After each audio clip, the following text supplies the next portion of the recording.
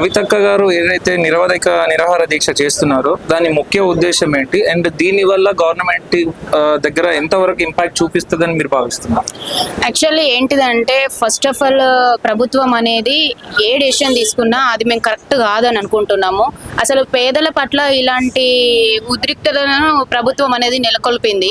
So ఈరోజు పేదవాళ్ళు వాళ్ళు జీవితాంతం కష్టపడి ఇప్పుడున్న జనరేషన్లో మనం ఇల్లు కొనుక్కుందామన్నా కట్టుకుందామన్నా ఏ పొజిషన్ లేదు అసలు.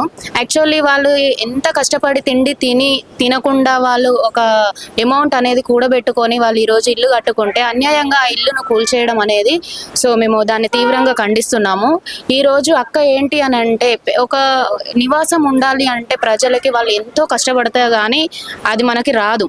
సో ఈరోజు అక్క వెళ్ళి అక్కడ వాళ్ళ ప్రజలు ఎట్లా ఉన్నారు ఏంటి ఒక నాయకురాలిగా తను చూసి అక్కడికి వెళ్ళిన తర్వాత ఆ ప్రజలు రోడ్ల మీద ఉండి వాళ్ళ పిల్లలతో పాటు ఆ రోడ్ల మీద పడుకోవడం అనేది మేము చాలా బాధాకరమైన విషయం. అదంతా చూసి ఆ పిల్లలకి ఇన్ఫెక్షన్స్ కానీ వాళ్ళు పడే బాధ కానీ అక్క చూసి అసలు తట్టుకోలేకపోయారు.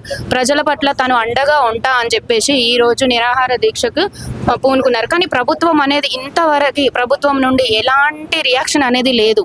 సో మేము అదే చాలా బాధాకరమైన విషయం. ఫుడ్ లేకుండా ఇక్కడ ఇంతమంది తనకు ఒక స్టాండ్ తీసుకొని తనకి మేము సపోర్ట్గా అనేది ఇక్కడ ఉన్నాము. ఎన్ని రోజులైనా పర్లేదు ఈ నిరాహార దీక్షను ఇలానే కొనసాగిస్తూ ప్రభుత్వం నుండి ఎక్కడైతే 750 ఇళ్ళను కూల్చేసిరో అక్కడ వాళ్ళకి నిర్మించి ఇవ్వాల్సిందిగా మేము ప్రభుత్వాన్ని కోరుకుంటున్నాం.